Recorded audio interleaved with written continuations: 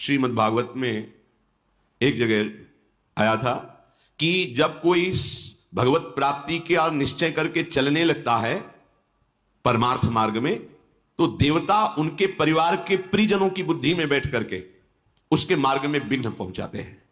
अगर उससे निकल जाए तो आगे बढ़ जाए, नहीं तो ये ऐसा खाई है मोह की कि गिरा ही देते हैं, ऐसा खाई है मोह की कि गिरा ही देते हैं। सबके जीवन में आता है।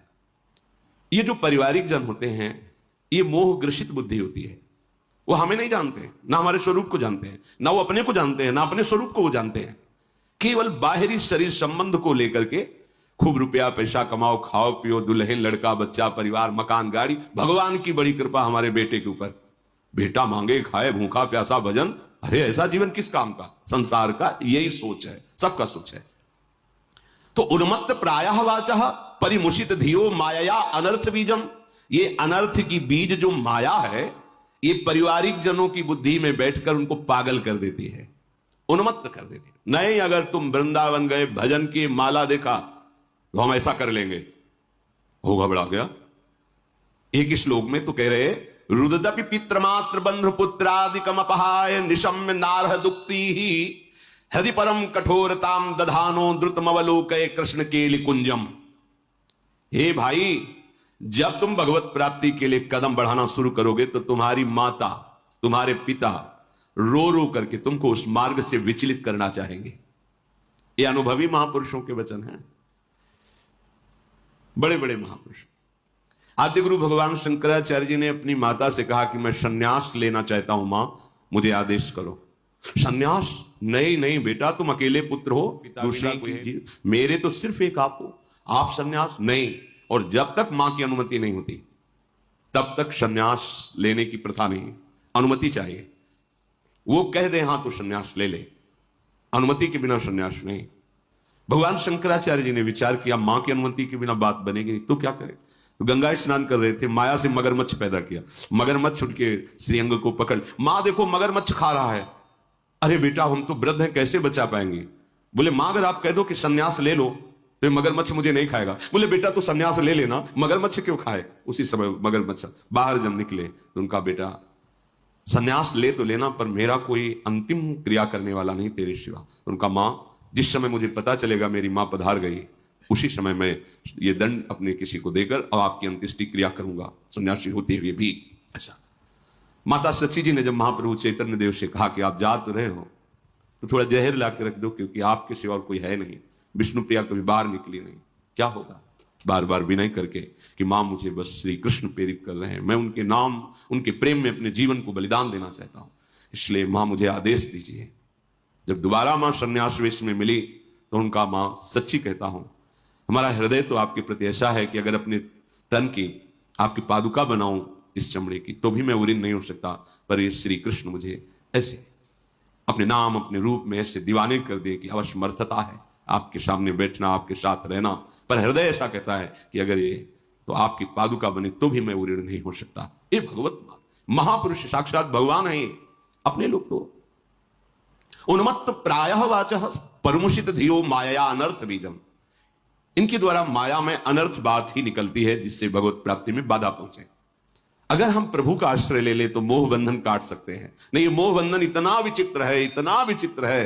गोपीजनों से यही तो कह रहे, बड़े बड़े योगी जिस मोह काट पाते, तुम सब ने उस बेड़ियों को काटकर हमसे प्रेम किया, हम तुम्हारे जन्म जन्म ऋणी।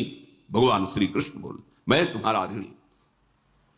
रुददपि पितृ मात्र बंधु पुत्रादिकम अपहाय निशम्य नारह दुक्ति। जब तुम भगवत मार्ग में दृढ़ता पूर्वक चलने के लिए तैयार होगे तो माता पिता हो सकता है रो के तुमसे बात करें, परिवार के जन स्नेहवश तुम्हें रोकने की चेष्टा करें परमार्थ से, दूसरे कलर का भजन करे तो वाह वाह, और जब अपना भजन करने लगे फिर देखो कैसा होता है। फिर तो जलन पैदा हो जाएगी। ज्यादा भजन करे, कितने से प्रश्न आते, ज्यादा भजन करेगा तो फिर ठीक नहीं है। भजन माला नहीं हाथ में होना चाहिए तुम्हारा, दूसरे का। बड़े भाग्यशाली माता पिता जिनके ऐसा पुत्र हुआ, वो कहेंगे। और जब अपना बेटा फिर तो हृदय ही बताएगा कैसा होता है। तो कह रहे हैं कि इनकी उस समय दैवी प्रेरणा से मोह प्रबलता के कारण जो बातें हो रही हैं उन बातों पर ध्यान नहीं देना चाहिए। यदि गृहस्थ मार्ग से भगवत मार्ग में चल रहे हो तो खूब तन मन से धन से माता पिता की सेवा करो, उनकी आज्ञा में रहो और नाम जप करो, पर अंदर से मोह मत करो। और अगर वैराग्य मार्ग के पथिक हो तो लौट कर पीछे मुड़कर मत देखो, तो भगवान संभाल लेंगे। प्रणत कुटुंब पाल रघुराई, भगवान तुम्हारे परिवार का कल्याण कर देंगे, तुम्हारे परिवार को लौकिक पारलौकिक समस्त सुखों से युक्त कर देंगे, पक्का समझ लो। ये हमने देखा है। हृदय में हृदय परम कठोरताम दधानो, इस मार्ग के पथिक को एक जगह बहुत कठोर हृदय करना होता है, स्वजन संबंधियों से। यहां कठोरता है। अगर कठोर हृदय तो फिर भगत कैसा? क्योंकि भगत का हृदय तो अत्यंत सुकोमल होता है वो भजन के लिए। जब तक हमारा भजन अखंड नहीं हो जाता और व्यवहार में बिल्कुल हृदय मजबूत, कठोर को होता मजबूत, किसी के आंसुओं का, किसी के दुर्वचन का, किसी के दंड का, किसी की प्रतिकूलता का कोई भी प्रभाव तुम्हारे कदम को रोक ना सके, ऐसा मजबूत हृदय होना। यहां कठोरता का मतलब निर्दयी हृदय नहीं, मजबूत घनीभूत ऐसा पुष्ट दृढ़ निश्चय, आप कोई मुझे इस मार्ग से विचलित नहीं कर सकता। अब मुझे भगवत प्राप्ति ही करनी, मैं अविनाशी स्वरूप हूं। अगर शरीर अभी छूट जाता है तो फिर मिलेगा, जब मिलेगा तब भगवत प्राप्ति को उपाय करूंगा, पर वह भगवत प्राप्ति करके ही रहूंगा। ये दृढ़ निश्चय हृदय की, जो यहां कठोरता की बात कही गई है वो निश्चय की दृढ़ता की बात कही गई। यहां निर्दयता की बात नहीं कही गई कि बड़ा कठोर निर्दयी हृदय सबको, ऐसा नहीं। वो अपने दृढ़ निश्चय है, किसी के आंसुओं का, किसी के कटु वचन का, किसी के उपहास का कोई भी प्रभाव भक्त के हृदय में नहीं पड़ना चाहिए। अपने मार्ग में वो चलता ही रहे। स्वार्थम मत्वा कृतार्था अथ न सुख विवेकादयो अग्राह्य वाचा, कह रहे हैं बात उसकी ग्राह्य होती, पकड़ने लायक होती जो विवेकवान होता है। लेकिन जो स्वार्थ मत्वा कृतार्था अथ न सुख, जो केवल स्वार्थ में मस्त है, स्वार्थ 5 ज्ञानेंद्रियों के द्वारा विषय भोगों में मस्त होना, परिवार, सुहृद, माता पिता, भाई बंधु, इसी को सब कुछ मान करके ना नाम जप है, ना शास्त्र स्वाध्याय है, ना भगवत वाक्यों का पालन, गुरुजनों के वाक्यों का पालन है। केवल मन में जैसे आया वैसे संसार में विचरण कर रहे हैं, जो मन आया वो भोग रहे हैं, और हमारा परिवार और हम बड़े सुखी। ये चंद दिनों की बात है। इसके बाद जो आने वाला समय है ये सब बिखर जाएगा, कुछ नहीं रहेगा। उस समय केवल एक हरि ही तुम्हारा मित्र है, तुम्हारा सहायक है। शास्त्रों में जो वर्णन किया गया है, अगर हम उसके अनुसार चलें तो आप देखोगे कदम कदम पे सुख का अनुभव होता है। ये शास्त्र एक एक शब्द परम सत्य है, बिल्कुल सच्ची मानो। जब आप ठीक अध्यात्म में आओगे तो जो लिखा है वही आपके हृदय में चलेगा। अगर नहीं चल रहा है तो आप देख लो, कहीं ना कहीं कुमार्गामी प्रवृत्ति में फंसे हुए हो। ये शास्त्र अनुभूत महापुरुषों के द्वारा लिखित है।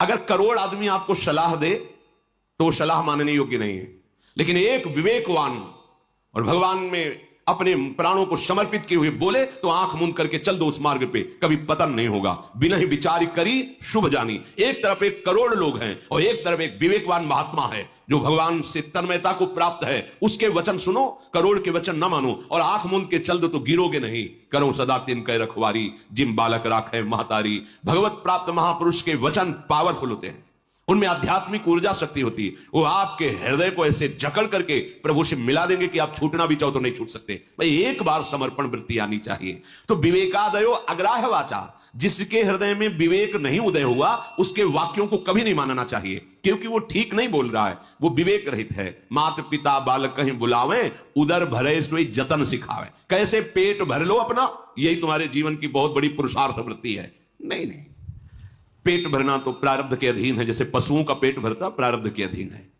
भगवत प्राप्ति प्रारब्ध के अधीन नहीं। ये करने के लिए तुम्हें मनुष्य शरीर मिला है। चाहे गृहस्थ हो चाहे विरक्त हो, कुछ समय आप बैठ करके सत्संग सुनिए, नाम जपिए, ठाकुर सेवा विराजमान कीजिए, जहां भी हो प्रभु के होके रहिए। देखो कैसा जीवन मंगल में होता है। स्वीया सर्वे जिघांसन्त्यः बहुमृषा स्नेह पासैर् निबध्य। हे भाई, भगवत प्राप्ति के लिए जब तुम चलोगे तो बहुत से मित्र आपके